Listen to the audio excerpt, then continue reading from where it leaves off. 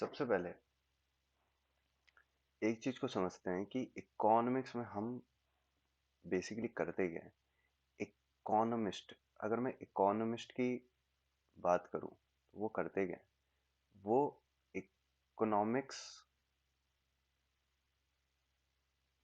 के मॉडल बनाते हैं, इकोनॉमिक्स मॉडल बनाते हैं। ठीक है, ये मॉडल क्या चीज है? मॉडल क्या चीज है कि इकोनॉमिक्स में बहुत सारे वेरिएबल्स होते हैं, बहुत सारे वेरिएबल्स होते हैं जिसका एक दूसरे से कुछ लेना देना होता है, एक दूसरे पे इम्पैक्ट होता है, एक दूसरे को इन्फ्लुएंस करते हैं। तो किस तरह से वो इन्फ्लुएंस कर रहे हैं एक दूसरे को, वही होता है इकोनॉमिक्स मॉडल। ठीक है,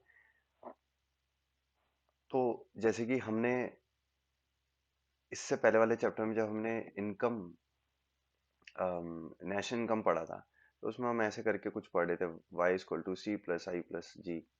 ठीक है, तो वो भी वैसे एक तरह का मॉडल है, पर एक्चुअली में हमने उसको मॉडल की तरह नहीं पढ़ा था। अभी मैं बताता हूँ क्या। लेकिन इससे पहले एक और चीज, इकोनॉमिक्स मॉडल जब भी हम बनाते हैं या किसी भी मैथमेटिकल मॉडल बनाते हैं या फिर किसी भी तुम अपने सब्जेक्ट में कोई भी मॉडल बनाओ, तो उसमें हमेशा एक अजम्पशन जरूर होती है, अजम्पशन जरूर होती है। और एक one of the important assumption होती है सिट्रस पैरिबस की, सिट्रस पैरिबस की। सिट्रस पैरिबस का ये मतलब होता है कि कुछ कुछ वेरिएबल, एक वेरिएबल का एक दूसरे वेरिएबल पे इम्पैक्ट देखेंगे और बाकी के अदर फैक्टर्स जो इस वेरिएबल को इम्पैक्ट कर रहे होंगे उसको कांस्टेंट मान लेंगे या फिक्स मान लेंगे। ऐसा क्यों करते हैं? देखो एक छोटा सा एग्जांपल समझो। मान लो मैंने तुम्हें एक टॉफी दी। ठीक है, मैंने एक तुम्हें टॉफी दी और मैंने तुम्हें ये देखा कि टॉफी देकर क्या तुम वो जो मेरा काम है, वर्क है, वो करोगे। तो मैं ये देख रहा हूँ कि वर्क कराने में कितना, टॉफी का कितना इन्फ्लुएंस है, तो इस वेरिएबल का इस वेरिएबल में कितना इन्फ्लुएंस है। पर मान लो मैंने साथ में तुम्हें एक टॉफी दी और एक प्लस एक केक दिया। ठीक है, या पेस्ट्री मान लो, एक पेस्ट्री दी। ठीक है, तो अब मुझे बताओ कि जब मैं दोनों चीजें एक साथ दूंगा तो मुझे ये नहीं पता चलेगा कि वर्क किसने करवाया, टॉफी ने करवाया या केक या पेस्ट्री ने। अब ऐसा हो सकता है कि मैं पेस्ट्री ना भी देता तो सिर्फ टॉफी से भी काम चल जाता, और ये भी हो सकता है कि टॉफी देना तो बेकार ही था, मतलब अगर मैं सिर्फ टॉफी देता तो उससे तुम काम नहीं करते, पर मैंने क्योंकि तुम्हें साथ में पेस्ट्री भी दी उससे तुमने काम किया, तो टॉफी देने का क्या मतलब था? तो मेरा तो ये लॉस हुआ, मेरे को ये नहीं देना चाहिए था।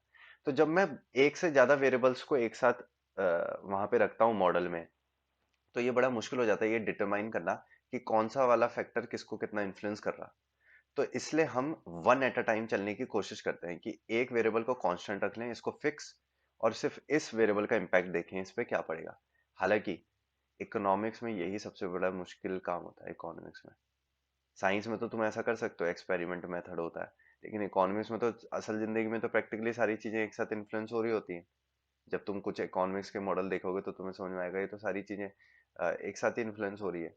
उस पर तुम कंट्रोल थोड़ा ना कर सकते हो, जैसे इसमें तो मैं कंट्रोल कर रहा हूँ कि चलो ठीक है, एक को कंट्रोल कर लूंगा कि इसको अभी पेस्ट्री नहीं देता, सिर्फ टॉफी टॉफी देता हूँ, पर ऐसा ये कंट्रोल करना मुश्किल होता है, तो इसलिए ही इकोनॉमिक्स की जॉब बहुत बड़ी टफ होती है।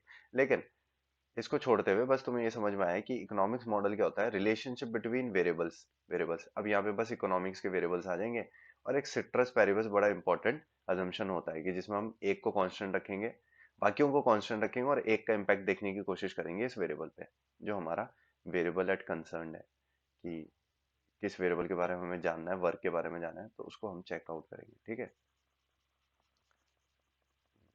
ठीक है। अब चलते हैं चैप्टर की तरफ। तो चैप्टर है नेशनल नेशनल इनकम डिटर्मिनेशन। कैसे डिटरमाइन करेंगे हम नेशनल इनकम को? तो अभी जो तुमने इससे पहला वाला चैप्टर पढ़ा था ना, वो था नेशनल इनकम अकाउंटिंग। ठीक है, उसमें हम ये देख रहे थे कि अकाउंट्स कैसे होते हैं, मतलब कैसे एडअप कैसे होता है। तो अकाउंटिंग में तो हम कैलकुलेशन कर रहे हैं बेसिकली। ठीक है, हम कैलकुलेट कर रहे हैं। ठीक है, और जब हम कैलकुलेट कैसे कर रहे हैं, बस वही कर रहे हैं, C + I + G। ठीक है, लेकिन इस वाले चैप्टर में हम क्या करेंगे, हम इकोनॉमिक्स पे काम करेंगे, मतलब मॉडलिंग पे काम करेंगे, उसकी मॉडलिंग पे काम करेंगे नेशनल इनकम की। कि वो डिटरमाइन कैसे हुआ, कि निकल के कैसे आया है ऐसा। ये तो जो निकल के आ गया फिर हमने उसको ऐड कर लिया तो हमें पता है कि ये इसके इक्वल ही होगा हमेशा। ठीक है, last at the end of the year, end of the year में हमने ये सब चेक कर लिया। लेकिन उससे पहले वो पूरे साल भर जो जीडीपी चला वो ऐसा क्यों चेंज होता है। ये सी सी मतलब सी यहाँ पे इतना क्यों आ रहा है वैल्यू, आई यहाँ पे इतनी वैल्यू क्यों दे रहा है, जी यहाँ पे इतनी वैल्यू क्यों, क्या फैक्टर्स हैं जो इनको भी इन्फ्लुएंस कर रहे होंगे, तब जाके फिर वो वाई को इन्फ्लुएंस कर रहे होंगे। वो समय में हम इकोनॉमिक्स में पढ़ने वाले हैं, हाउ टू डिटरमाइन। तो उसको तब जब Y Y equal to C plus I plus G जब हम बोलेंगे, तो इसको हम बोलेंगे इकोनॉमिक मॉडल।